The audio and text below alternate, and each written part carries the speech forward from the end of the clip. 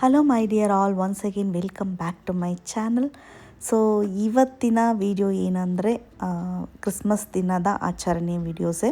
So ಅದಕ್ಕಿಂತ ಮುಂಚೆ ನಿಮಗೆಲ್ಲರಿಗೂ ಹೊಸ ವರ್ಷದ ಆರ್ಥಿಕ ಶುಭಾಶಯಗಳು. ದೇವ್ರು ನಿಮ್ಮನ್ನು ಆರೋಗ್ಯ ಐಶ್ವರ್ಯ ಕೊಟ್ಟು ಹುಷಾರಾಗಿ ಇಟ್ಕೊಂಡಿರಲಿ ಅಂತ ದೇವರಲ್ಲಿ ಬೇಡ್ಕೊಳ್ತೀನಿ. ಹಾಗೆ ನೀವು ಏನೇನು ಕನಸು ನನಸು ಎಲ್ಲ ಅಂದ್ಕೊಂಡಿದ್ದೀರೋ ಅದನ್ನೆಲ್ಲ ನಿಮಗೆ ನೆರವೇರಿಸಲಿ. ಸೊ ನಾವು ಬೆಳಗ್ಗೆನೇ ಸ್ವಲ್ಪ ಆರಾಮಾಗೆ ಹೊರಟ್ವಿ. 2-3 ದಿನ ಲೀವ್ ಇರೋದ್ರಿಂದ ಮಾರ್ನಿಂಗ್ ಅಲ್ಲಿಂದ ಮನೆ ಹೊರಟು ಅಮ್ಮನ ಮನೆ ಬಂದು ಸೇರಿ ಆಯಿತು. ಬಂದಿದ್ದ ತಕ್ಷಣ ಆಫ್ಟರ್ನೂನ್ ಲಂಚ್ ರೆಡಿ ಆಗಿತ್ತು. ಲಂಚ್ಗೆ ಬೀಟ್ರೂಟ್ ಪೊರಿಯಲ್ಲು, ರೈಸು, ಸಾಂಬಾರು, ಚಿಕನ್ ಕಬಾಬ್, ಫಿಶ್ ಫ್ರೈ ಆಗ್ತಾಯಿತ್ತು. ಮತ್ತು ಬಿಟರ್ ಗಾರ್ಡ್ದು ಫ್ರೈ, ಸೊ ಹಾಗಲಕಾಯಿ ಇದೆಲ್ಲ ಮನೇಲಿ ರೆಡಿ ಮಾಡಿಟ್ಟಿದ್ರು. ನನ್ನ ತಂಗಿ ಫಿಶ್ ಫ್ರೈ ಮಾಡ್ತಾಯಿದ್ಲು. ಸೊ ಹಬ್ಬ ನಮಗೆ ವರ್ಷಕ್ಕೆ ಇದೊಂದು ಹಬ್ಬ ಬರುತ್ತೆ. ಎಲ್ಲ ಹಬ್ಬನೂ ನಾನಿವಾಗ ಆಚರಣೆ ಮಾಡ್ತೀನಿ, ಬಟ್ ಇದೊಂಚೂರು ಗ್ರ್ಯಾಂಡು. ಸೊ ಹೋಗಿದ ತಕ್ಷಣ ಮನೇಲಿ ಊಟ ಮಾಡಿಕೊಂಡು ಸ್ವಲ್ಪ ಆರಾಮಾಗಿ ರೆಸ್ಟ್ ತೊಗೊಂಡಿದ್ದಾಯಿತು. ಸೊ ಈ ಸಾಂಬಾರು ಅಷ್ಟು ಟೇಸ್ಟಾಗಿರುತ್ತೆ. ಅಮ್ಮ ಮಾಡೋ ಎಲ್ಲ ಬೇಳೆ ಸಾಂಬಾರು ಜೊತೆಗೆ ಸ್ವಲ್ಪ ಉಪ್ಪಿನಕಾಯಿನೂ ಹಾಕ್ಕೊಂಡು ತಿಂದಿದ್ದಾಯಿತು. ಸೊ ಈವ್ನಿಂಗೆಲ್ಲ ಸ್ವಲ್ಪ ರೆಸ್ಟ್ ತಗೊಂಡು ನೈಟು ಎಲ್ಲ ಫ್ಯಾಮಿಲಿ ಒಂದು ಔಟಿಂಗ್ ಹೊರಟ್ವಿ. ಸೊ ಇವಾಗ ಹೊಸೂರು ಹತ್ರ ತುಂಬ ಹೋಟೆಲ್ಸು, ರೆಸ್ಟೋರೆಂಟ್ಸು ಸುಮಾರು ಬಂದುಬಿಟ್ಟಿದೆ. ಸೊ ನಾವು ಅಲ್ಲಿ ಹೋದಾಗಂತೂ ಏನೂ ಇರಲಿಲ್ಲ. ಇವಾಗ ಸುಮಾರು ಬಂದಿದ್ದರಿಂದ ಎಲ್ಲ ಫ್ಯಾಮಿಲಿ ಸೇರಿಕೊಂಡು ಒಂದು ಔಟಿಂಗ್ ಡಿನ್ನರ್ಗೆ ಹೊರಟಿದ್ವಿ. ಸೊ ಇದು ಬಂದು ಎಲ್ಲಿ ಅಂದರೆ ಹೊಸೂರಲ್ಲೇ ಸಿಟಿಯಲ್ಲೇ ಇರುತ್ತೆ ಈ ಹೋಟೆಲ್, ಮಂಗಳಂ ಅಂತ. ಟೇಸ್ಟಿಯಾಗಿರುತ್ತೆ, ಎಲ್ಲ ಫುಡ್ಡು ತುಂಬಾ ಟೇಸ್ಟಿಯಾಗಿತ್ತು. ಸೊ ಈವ್ನಿಂಗ್ ಎಲ್ಲರೂ ಒಂದು ರೌಂಡ್ ಹೋಗಿಬಿಟ್ಟು ಹಾಗೆ ಸ್ವಲ್ಪ ಕ್ರಿಸ್ಮಸ್ಗೆ ಬೇಕಾಗಿರೋ ಶಾಪಿಂಗು ಮಾಡಿಕೊಂಡು ಡಿನ್ನರ್ಗೆ ಹೋದ್ವಿ. ಸೊ ತುಂಬ ಟೇಸ್ಟಾಗಿದೆ ಈ ಮಂಗಲಂ ಅನ್ನೋ ಒಂದು ಹೋಟೆಲಲ್ಲಿ. ಸೊ ಫುಡ್ಡಂತೂ ತುಂಬ ನಮಗೆ ಹೆಂಗೆ ಬೇಕೋ ಹಾಗೆ ಆ ಫುಡ್ಡು ಅವೈಲಬಲ್ ಇದೆ. ಸೊ ನಾವಿಲ್ಲಿ ಏನೇನು ತೊಗೊಂಡ್ವಿ ಅಂದರೆ ಮಟನ್ ಬಿರಿಯಾನಿ, ಚಿಕನ್ ಕಬಾಬು, ಚಿಕನ್ ಪೆಪ್ಪರ್ ಫ್ರೈ. ಸೊ ಇದು ಮಾತ್ರ ಸ್ವಲ್ಪ ಸ್ಪೈಸಿಯಾಗಿತ್ತು. ಆಮೇಲೆ ಎಗ್ ಫ್ರೈಡ್ ರೈಸು, ಆಮೇಲೆ ಬೋಟಿ ಸಾಂಬಾರು, ದೋಸೆ, ಕಲ್ಲು ದೋಸೆ ಅಂತ ಮಾಡಿಕೊಡ್ತಾರೆ. ತುಂಬ ಏನೇನೋ ಆರ್ಡ್ರ್ ಮಾಡಿದ್ರು, ಇಷ್ಟು ನನಗೆ ನೆನಪಿದೆ.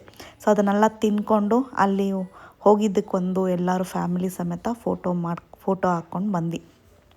ಸೊ ಯಾರಾದರೂ ನಿಮಗೆ ಡಿನ್ನರ್ಗೆ ಬೇಕಂದರೆ ಅಲ್ಲಿ ದಯವಿಟ್ಟು ಹೋಗಿ ರೀಚ್ ಮಾಡಿ. ಸೊ ಇದು ನೆಕ್ಸ್ಟ್ ಡೇ ಮಾರ್ನಿಂಗ್ ಬಂದು ಕ್ರಿಸ್ಮಸ್ ಡೇ. ಸೊ ಕ್ರಿಸ್ಮಸ್ ದಿನ ಎಲ್ಲರೂ ಬೆಳಗ್ಗೆ ಬೇಗನೆ ರೆಡಿ ಆಗಿಬಿಟ್ಟು ಚರ್ಚಿಗೆ ಬಂದುಬಿಟ್ವಿ. ಸೊ ಚರ್ಚಲ್ಲಿ 1-2 ಅವರ್ ಪ್ರೇಯರ್ ಇರುತ್ತೆ. ಮತ್ತು ಅಲ್ಲಿ ತುಂಬ ರಶ್ ಇದ್ದಿದ್ದರಿಂದ ಮಕ್ಕಳನ್ನೆಲ್ಲ ಹೊರಗಡೆ ಆಟಾಡೋಕ್ಕೆ ಬಿಟ್ಬಿಟ್ಟು ಹಸ್ಬೆಂಡ್ ಅಲ್ಲೇ ನೋಡ್ಕೊತಾಯಿದ್ರು. ಸೊ ಚರ್ಚೆಲ್ಲ ಮುಗಿಸ್ಕೊಂಡು ಫ್ಯಾಮಿಲಿ ಸಮೇತ ತಿಂಡಿಗೆ ಹೊರಟಿದ್ದು ಒಂದು ಸೂಪರಾಗಿರುವಂಥ ಹೋಮ್ಲಿ ಫುಡ್ಡು ಮಾಡುವಂಥ ಒಂದು ಫ್ಯಾಮಿಲಿ ಸೇರಿಕೊಂಡು ಮಾಡುವಂಥ ಹೋಟೆಲ್ ಇದು. ಅಮ್ಮಾಯಿ ಮೆಸ್, ಈ ರೋಡ್ ಅಮ್ಮಾಯಿ ಮೆಸ್ ಅಂತ. ಹೊಸೂರು ತಳಿ ರೋಡಲ್ಲಿ ಹೋಗಬೇಕಾದ್ರೆ ಈ ಹೋಟೆಲ್ ಇದೆ, ಫೇಮಸ್ ಹೋಟೆಲ್. ಬೆಳಗ್ಗೆನೇ ನಿಮಗಿಲ್ಲಿ ಮಟನ್ ಚಿಕನ್ ಬಿರಿಯಾನಿನೇ ಶುರುವಾಗುತ್ತೆ. ಎಲ್ಲ ಥರದ್ದು ನಾನ್ ವೆಜ್ಜು ಇಲ್ಲಿ ಅವೈಲಬಲ್ ಇದೆ. ಸೊ ನಾವಿಲ್ಲಿ ಹೋಗಿ ಇಡ್ಲಿ, ದೋಸೆ, ಆಮೇಲೆ ಪರೋಟ, ಸಾಲ್ನ, ಮಟನ್ ಗ್ರೇವಿ, ಚಿಕನ್ ಕಬಾಬು, ಚಿಕನ್ ಪೆಪ್ಪರ್ ಫ್ರೈ ಇಷ್ಟೂ ಆರ್ಡ್ರ್ ಮಾಡಿ ಚೆನ್ನಾಗಿ ತಿಂದ್ಕೊಂಡು ಇವತ್ತು ಹಬ್ಬದ ಅಡುಗೆ ಮಾಡೋದಕ್ಕೆ, ಹಬ್ಬಕ್ಕೆ ಬೇಕಾಗಿರುವಂಥ ಎಲ್ಲ ವಸ್ತುಗಳು ತರೋದಕ್ಕೆ ನಾನು, ಅಮ್ಮ, ಹಸ್ಬೆಂಡ್ 3 ಜನ ಪೇಟೆಗೆ ಹೋದ್ವಿ. ಅವರೆಲ್ಲ ಕೆಲವು ಶಾಪಿಂಗ್ ಮಾಡ್ಕೊಂಡು ಹಾಗೆ ಮನೆಗೆ ಹೋಗ್ತೀವಂತ ನನ್ನ ಮಗಳು, ನನ್ನ ತಂಗಿ ಮಕ್ಕಳೆಲ್ಲ ಅವ್ರ ಕಾರಲ್ಲಿ ಹೋಗ್ಬಿಟ್ರು. ಸೊ ನಾವು ಹೋಗ್ಬಿಟ್ಟು ಕೆಲವು ಶಾಪಿಂಗೆಲ್ಲ ಮುಗಿಸ್ಕೊಂಡು ಬಂದುಬಿಟ್ವಿ. ಸೊ ಇವತ್ತು ಮಟನ್ನು, ಚಿಕನ್ ಬಿರಿಯಾನಿ ಮತ್ತು ಮಟನ್ ಫ್ರೈ, ಚಿಕನ್ ಕಬಾಬ್, ಸೊ ಇವೆಲ್ಲ ಮಾಡಬೇಕು. ಕ್ರಿಸ್ಮಸ್ ಟೈಮಲ್ಲೂ ನಿಮಗೆ ನಾನು ಅದನ್ನೆಲ್ಲ ಯಾವ ರೀತಿ ಮಾಡೋದು ಅಂತನೆಲ್ಲ ತೋರಿಸಿದ್ದೀನಿ, ಹೆಂಗೆ ತಿನ್ನೋದಂತನೂ ತೋರಿಸಿದ್ದೀನಿ. ಬಟ್ ಈ ಸಲ ನಿಮಗೊಂದು ಗಿಂಬಲ್ಸ್ ಥರ ಹೋಗ್ತಾ ಇರತ್ತೆ ಅಷ್ಟೇ. ಸೊ ನನ್ನ ಹಸ್ಬೆಂಡು ಎಲ್ಲೂ ನನಗೆ ಕಾರ್ ಡ್ರೈವಿಂಗ್ ಕೊಡಲ್ಲ. ಈ ರೋಡ್ ತುಂಬ ಚೆನ್ನಾಗಿದ್ದರಿಂದ ಸ್ವಲ್ಪ ನನಗೂ ಕಾರು ಓಡ್ಸೋಕ್ಕೆ ಕೊಟ್ಟರು. ಮನೆ ತನಕ ನಾನು ಸ್ವಲ್ಪ ಒಂದು ಅರ್ಧ ದಾರಿಯಿಂದ ಕಾರ್ ಓಡಿಸ್ಕೊಂಡು ಹೋದೆ. ಸೊ ತುಂಬ ಚೆನ್ನಾಗಿದೆ ರೋಡ್ಗಳೆಲ್ಲ. ಇವಾಗ ತಳಿ ರೋಡೆಲ್ಲ ತುಂಬ ಡಬಲ್ ರೋಡ್ ಮಾಡಿದ್ದಾರೆ, ಸೂಪರಾಗಿದೆ. ಹೊಸೂರು ಎಲ್ಲ ಇವಾಗ ತುಂಬ ಇಂಪ್ರೂವ್ ಆಗ್ತಾ ಇದೆ. ಯಾರಾದರೂ ಏನಾದರೂ ಜಾಗ ಮನೆ ಪರ್ಚೇಸ್ ಮಾಡೋದಿದ್ದರೆ ಒಂದು ಪ್ಲ್ಯಾನ್ ಮಾಡ್ಕೊಳ್ಳಿ. ತುಂಬ ಪೀಸ್ಫುಲ್ ಆಗಿರುವಂಥ ಪ್ಲೇಸ್ಗಳೆಲ್ಲ ತುಂಬ ಇವಾಗ ಎಲ್ಲ ಆಗ್ತಾಯಿದೆ.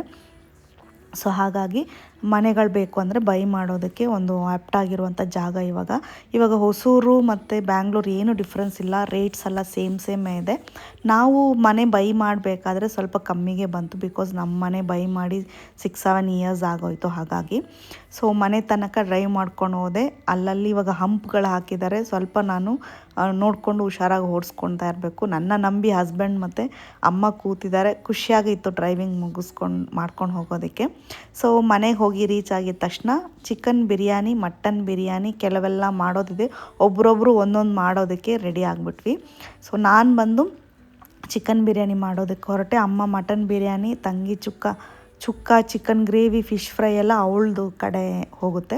ಸೊ ಹಾಗಾಗಿ ಒಬ್ರೊಬ್ಬರು ಒಂದೊಂದು ಅಡುಗೆನ ಮಾಡ್ತಾಯಿದ್ದೀವಿ. ಚಿಕನ್ ಬಿರಿಯಾನಿಗೆ ನಾನು ಆಲ್ರೆಡಿ ಹೋಗಿದ ತಕ್ಷಣವೇ ಚಿಕನ್ನ ಮ್ಯಾರಿನೇಟ್ ಮಾಡಿ ಇಟ್ಬಿಟ್ಟೆ. ಸೊ ಗ್ರೀನ್ ಎಲ್ಲ ಪೇಸ್ಟೆಲ್ಲ ಹಾಕಿ ಚಿಕನ್ನ ಫುಲ್ಲು 2 kg ಚಿಕನ್ನ ಚೆನ್ನಾಗಿ ಹಾಕಿಬಿಟ್ಟೆ. 1 kg ಚಿಕನ್ ಬಂದು ಫ್ರೈ ಮಾಡೋಕ್ಕೆ ಹಾಕಿದ್ದೀನಿ. ಸೊ ಆ ಫ್ರೈಗೆ ಸ್ವಲ್ಪ ಈ ಒಂದು ಅವರೆಕಾಳನ್ನೂ ಹಾಕಿದ್ದೀನಿ. ಅವರೆಕಾಳು ಸೀಸಲ್ಲ, ತುಂಬ ಟೇಸ್ಟಾಗಿರುತ್ತೆ, ಫುಲ್ಲು ಡ್ರೈ ಫ್ರೈ ಆಗುತ್ತೆ. ಸೊ ನೋಡಿ, ಇವಾಗ ಚಿಕನ್ ಬಿರಿಯಾನಿಗೆ ಚಿಕನ್ ರೆಡಿಯಾಗಿದೆ. ಇವಾಗ ನಾನು ಅಕ್ಕಿ ಎಲ್ಲ ನೆನೆಸಿಟ್ಟಿದ್ದೆ, ಅದಕ್ಕೆ ಬೇಕಾಗಿರುವಂಥ ನೀರು ಹಾಕಿಬಿಟ್ಟು ಇದನ್ನು ನಾನು ಪ್ರಿಪೇರ್ ಮಾಡ್ತಿದ್ದೀನಿ. ಇದನ್ನು ಅಷ್ಟೇ ಲೈಟಾಗಿ ಸ್ವಲ್ಪ ದಮ್ ಹಾಕ್ತಾಯಿದ್ದೀನಿ. ಮಟನ್ ಬಿರಿಯಾನಿ ಅಮ್ಮ ಮಾಡ್ಕೊತಾ ಇದ್ದಾರೆ. ಸೊ ಕೆಲವು ಮಟನೆಲ್ಲ ಬೇಯಿಸಿಟ್ಟು ಅದನ್ನು ಸಪ್ರೇಟ್ ಮಾಡಿಬಿಟ್ಟು ಸ್ವಲ್ಪ ಚುಕ್ಕಾಗಿ ಸ್ವಲ್ಪ ಬಿರಿಯಾನಿಗೆ ತಗೊಳ್ತಾ ಇದ್ದಾರೆ. ಸೊ ನಾನಿವಾಗ ಮಾಡೋ ಅಡುಗೆ ರೆಡಿ ಆಯಿತು, ಇನ್ನು ಅವ್ರಗಳದ್ದು ಅಷ್ಟೇ. ಸೊ ಆದಷ್ಟು ನಾನು ವಿಡಿಯೋನ ಮಾಡೋಕ್ಕಾಗಿಲ್ಲ, ಸ್ವಲ್ಪ ಬ್ಯುಸಿಯಾಗಿದ್ದರಿಂದ ಎಷ್ಟಾಗುತ್ತೋ ಅಷ್ಟು ಮಾಡಿದ್ದೀನಿ. ಇದು ಮಟನ್ಗೆ ರೆಡಿ ಆಗುತ್ತೆ, ಮಟನ್ ಬಿರಿಯಾನಿಗೆ.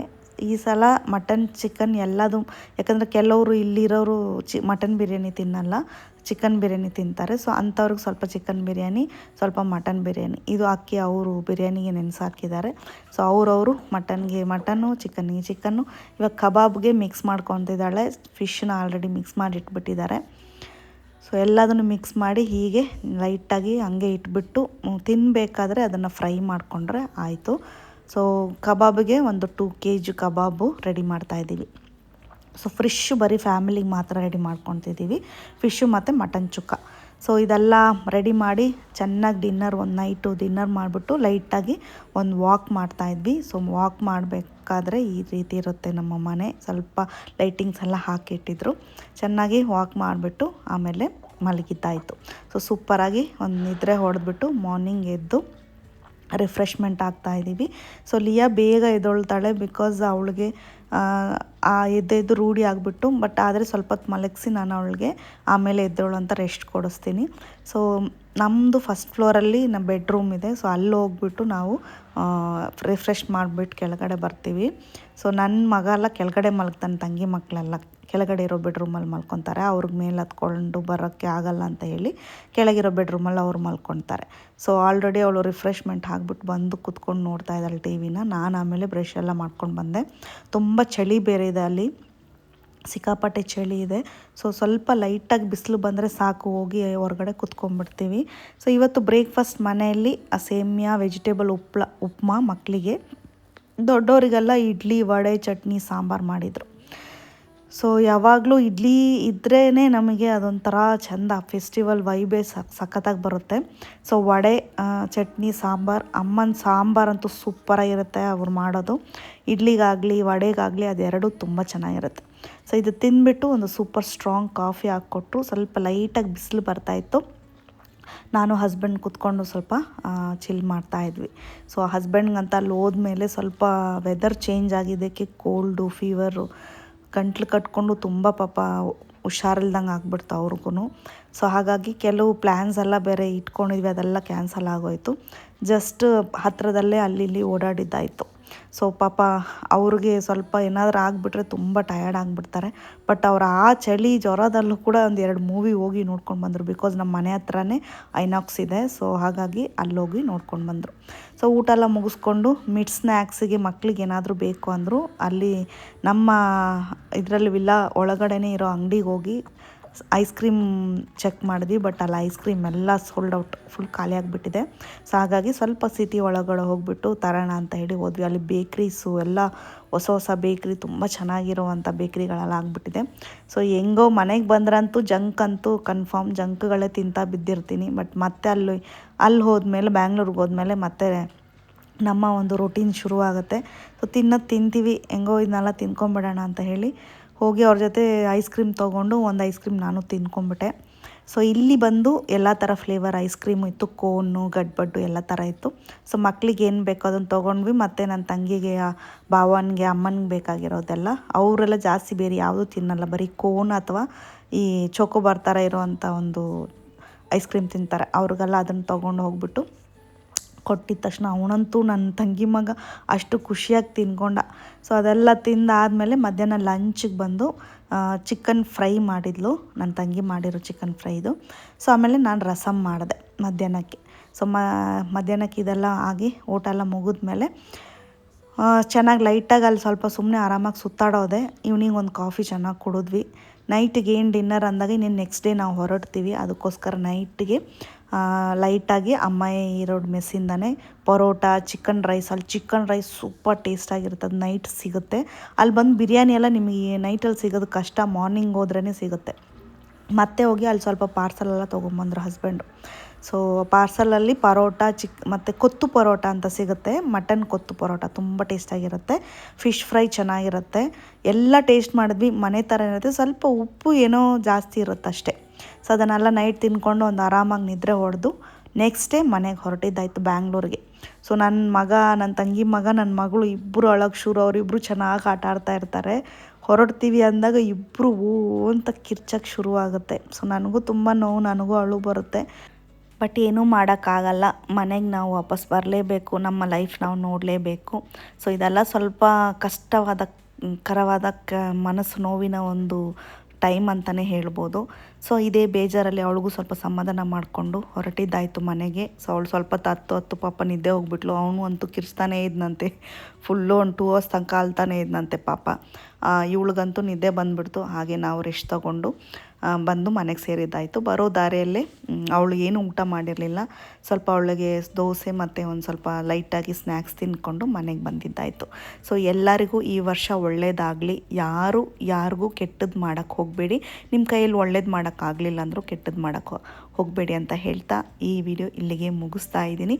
ಈ ವಿಡಿಯೋ ನಿಮಗೆ ಇಷ್ಟ ಆಗಿದ್ದರೆ ಲೈಕು, ಶೇರು, ಸಬ್ಸ್ಕ್ರೈಬ್ ಮಾಡಿ. Thank you for watching. Bye. Take care. ಒಳ್ಳೆ ಆಹಾರ ತಿನ್ನಿ, ಆರೋಗ್ಯವಾಗಿರಿ.